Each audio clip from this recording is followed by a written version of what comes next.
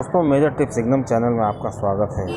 दोस्तों पितृ दोष जो होता है मनुष्य को काफ़ी परेशान करता है और दोस्तों पितृ दोष होने के कारण नकारात्मक शक्तियां घर में प्रवेश कर जाती हैं, उसके शरीर में प्रवेश कर जाती हैं, उसके उद्देश्य में प्रवेश कर जाती हैं और दोस्तों किसी खास बात है कि ये पता भी नहीं चलता है और ये भ्रमित करता रहता है। अधिकतर लोग परेशान रहते हैं।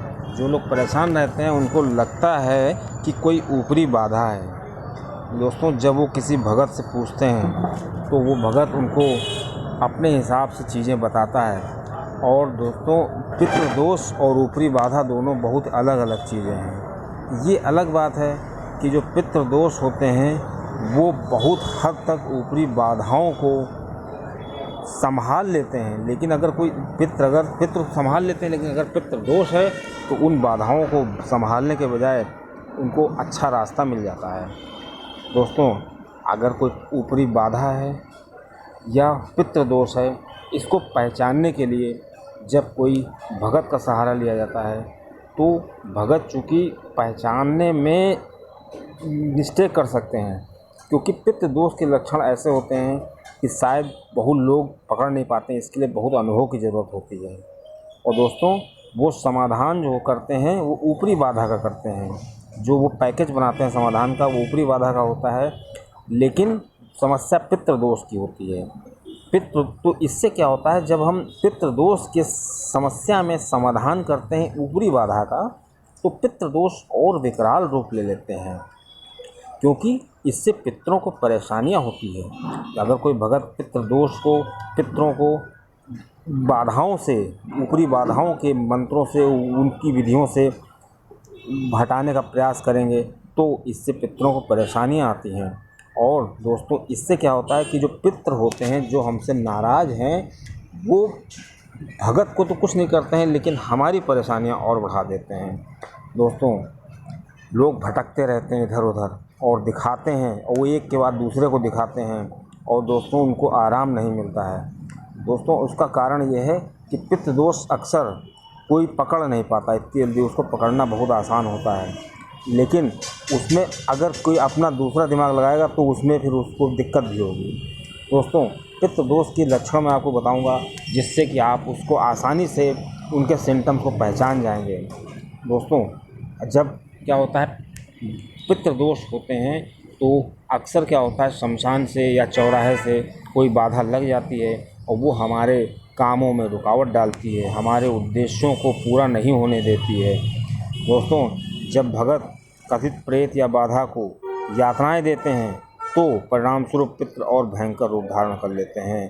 तो दोस्तों पितृ एक ऐसी चीज़ होते हैं, वो हमारे पूर्वज होते हैं, हमारे माता पिता की तरह होते हैं, और दोस्तों उनको हम डंडा मार करके या उनको कड़ी चेतावनी दे करके हम उनको सही नहीं कर सकते हैं। दोस्तों उनको तो मनाने का बस एक ही तरीका है, उनकी क्षमा करना, याचना करना, उनके चरणों में प्रणाम करना। दोस्तों ऐसा ही करने से वो मानेंगे, लेकिन दोस्तों ऐसा जब नहीं करते हैं तो वो हमारे लिए बाधाओं को उत्पन्न कर देते हैं। दोस्तों आपको बड़ी परेशानी खड़ी कर देते हैं। कहते हैं, और जब हम कोई बाहरी बाधा कराते हैं या कोई दूसरा उपाय कराते हैं, 2-4 दिन आराम मिलता है, उसके बाद फिर वो ऐसे ही हो जाता है। दोस्तों ख़ास बात यह है कि जब पितृ नाराज़ होते हैं तो जो ऊपरी बाधाएं होती हैं वो आसानी से एंट्री कर जाती हैं, क्योंकि दोस्तों जो पितृ होते हैं उनके पास परमात्मा की शक्ति आ जाती है और वो बाधाओं को रोक भी सकते हैं और बाधाओं को एंट्री भी करा सकते हैं।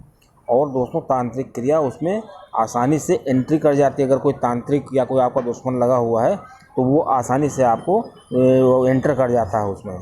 दोस्तों तो ऐसी बाधाओं से मुक्ति पाने के लिए कि हमें, चूँकि सारी मनुष्य की जो बाधाएं होती हैं एक आम आदमी की, वो पितृ दोष के कारण ही होती हैं, क्योंकि हमारा जो जीवन शैली है, रहन सहन है, वो इस तरह का हो गया है। तो दोस्तों कैसे हम पता करें कि पितृ हमसे नाराज़ हो गए हैं और क्या क्या उपाय करें। दोस्तों एक चीज़ और समझ लें कि पितृ जब नाराज़ होते हैं तो 2 प्रकार की याचनाएं होती हैं, 2 तरह की होते हैं कि पितृ 2 तरह की समस्याएं उत्पन्न करते हैं। पितृ स्वयं समस्याएं उत्पन्न करते हैं या ऊपरी बाधा के सहारे वो हमको याचनाएं मिलती हैं। तो दोस्तों इसने बड़े दोष को, इतनी बड़ी समस्या को बहुत हल्के में नहीं लेना चाहिए। और चूँकि इसका कोई डॉक्टर भी ऐसा नहीं है जो हमको तुरंत समाधान दे दे। दोस्तों, इसके लक्षणों को बहुत बारीकी से समझना चाहिए और उन लक्षणों पे अपना चिंतन करना चाहिए, क्या ऐसे लक्षण हमारे या हमारे हैं, तो हम उसका उपाय करें। दोस्तों, इसका पहला लक्षण ये है कि कोई भी त्यौहार अगर आएगा, कोई खुशी आने वाली होगी, किसी की शादी होने वाली होगी या कोई खासकर होली की रात में और दिवाली में आपके घर में झगड़ा हो जाएगा। और दोस्तों, झगड़ा जो होगा बहुत छोटी बात पे होगा, आप अंदाज़ा नहीं लगाएंगे, सुनने वाला विश्वास नहीं करेगा कि इतनी छोटी बात पे इतनी बड़ी बात हो सकती है। दोस्तों, लेकिन ऐसा है। दोस्तों, इसलिए तीज त्योहारों पे जो खुशियाँ आने वाली हों तब हमको बहुत सतर्क रहना चाहिए और ये समझ लेना चाहिए कि पितृदोष हमको कोई नुकसान न पहुंचाने पाए। दोस्तों, दूसरा उपाय ये है कि अगर आपके घर में डेली खाना बच रहा है, डेली लापरवाही से खाना बन रहा है और डेली खाना बच रहा है, खाना फेंका जा रहा है, सब्जी बच रही है, दाल बच रही है, तो आप समझ लीजिए कि पितृदोष के लक्षण आपके घर में हैं। दोस्तों, ये बहुत अच्छी पहचान है। बहुत लोग ऐसे होते हैं, बहुत संतुलित खाना बनाते हैं लेकिन फिर भी बच जाता है, तो क्या करते हैं, आप वो खाना फेंक देते हैं। तो अगर बासी कोई खाना खाता है तो वो भी एक दोष का ही के अंतर्गत आता है। दोस्तों, पितरों की एक बहुत ख़ास बात होती है कि पितृ अपने जनों से बहुत प्यार करते हैं। ऐसा नहीं है, वो स्वप्न में, चूँकि वो सामने तो आ नहीं सकते, वो स्वप्न में आ करके हमको स्पष्ट दिखाई देते हैं।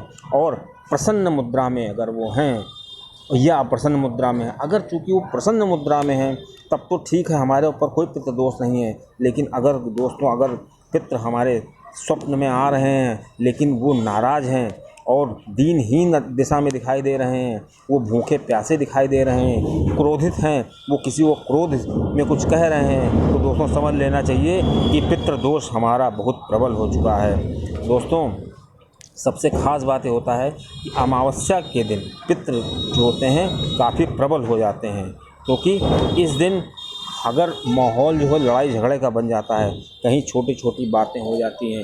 दोस्तों, यहाँ तक कि लोग छोटी छोटी बात पर आत्महत्या कर लेते हैं, ये भी पितृदोष का ही एक बहुत बड़ा लक्षण है। दोस्तों, ऐसे अगर कारनामे होने लगें तो हमें समझ लेना चाहिए कि पितृदोष बहुत विकराल रूप ले चुका है। दोस्तों, छोटी बातों को बहुत हल्के में नहीं लेना चाहिए। और दोस्तों, पितृ अपनी लीला तभी दिखाते हैं जब छोटी बातें विकराल होने लगती हैं। दोस्तों, एक और लक्षण होता है, अगर आप गाड़ी से जा रहे हो, अचानक आपका प्लान बन जाए गाड़ी से जाने का और छोटी सी गलती पे एक्सीडेंट हो जाए। और दोस्तों, सबसे ख़ास पहचान ये है कि अगर गाड़ी बार बार पंचर होने लगे, गाड़ी में बेमतलब कोई दिक्कत आने लगे, तो भी समझ लीजिए कि पितृदोष की समस्या है। दोस्तों, एक चीज़ और है कि कभी कभी क्या होता है कि आपके घर में जो गाय, भैंस या कुत्ता पला हुआ है या कोई ऐसी चीज़ है जो आपसे द्वारा सेवित है, वो अक्सर परेशान रहती है और अक्सर उसको बीमार रहती है या इसके साथ कोई ऐसी घटना घट जाए, तो भी दोस्तों ये पितृदोष के ही लक्षण हैं। दोस्तों, पितृदोष का एक सबसे बड़ा लक्षण देखा जाता है कि घर में अगर कोई शादी नहीं हो रही है किसी की, तो समझ लीजिए कि पितृदोष 100% है। और दोस्तों, सबसे बड़ी चीज़ है कि शादी होने के बाद अगर संतान उत्पन्न न हो, लाख प्रयास करने के बाद भी, और दोस्तों कभी कभी तो ये होता है कि संतान तो उत्पन्न होती है लेकिन वो पेट में ही मर जाती है। दोस्तों, ये लक्षण अगर है तो स्पष्ट रूप से आपको ये मान लेना चाहिए कि हमें पितृदोष के ही कोई उपाय करने चाहिए। दोस्तों, उपाय तो और भी हैं, लेकिन अगर ये मेन उपाय हैं, अगर इनमें से कोई भी लक्षण आपको दिखाई देता है तो आप समझ लीजिए कि पितृदोष की समस्या है और हमको इसे बहुत साधारण तरीके से बिना किसी भगत के भी आप इसको निपटा सकते हैं। अब दोस्तों, आइए बताते हैं इस समस्या से निपटने के लिए निवारण। दोस्तों, कहा जाता है कि लोग गंगा नहाने जाते हैं और गंगा नहाते समय वहाँ पे उनको 2 ईंटें, वहाँ से 2 पत्थर या 2 ईंटें ले आ करके अपने घर में, अपने दुकान पे ऊंचे स्थान पे रख दें और दोस्तों वहाँ पे रोज़ दीपक जलाएं और ये मान के चलें कि वो पितरों का स्थान है। तो दोस्तों, इससे बहुत लाभ मिलता है। अक्सर आपने देखा होगा कि लोग ऐसा करते भी हैं।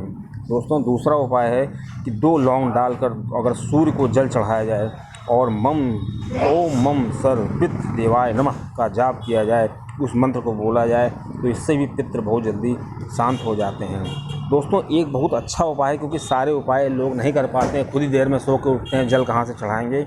तो एक उपाय और है, आप नहा धोकर डेली